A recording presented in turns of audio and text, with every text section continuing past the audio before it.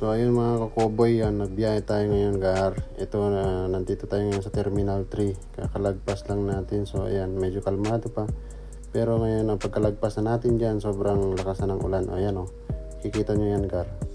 Sobrang lakas talaga. So ayan, ingat po tayong lahat.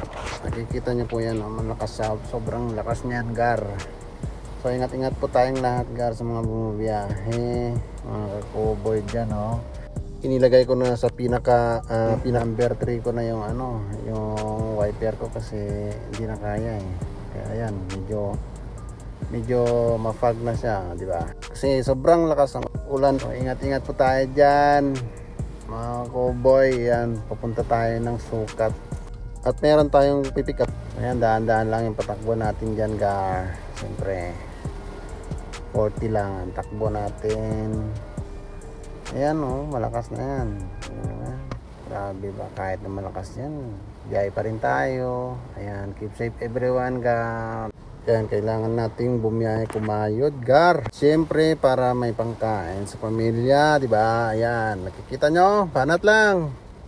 Pero double ingat pa rin tayo mga kakuboy. Siyempre, tingnan nyo nga naman yan.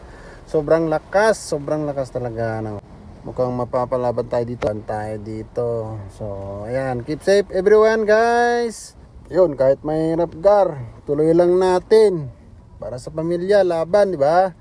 So, ayan. Tuloy-tuloy nyo lang. I-double ingat lang natin yan, mga gar. Tamang apak lang. At, syempre, huwag tayong makalimot sa taas. Keep safe everyone. Yuhuu! Hey!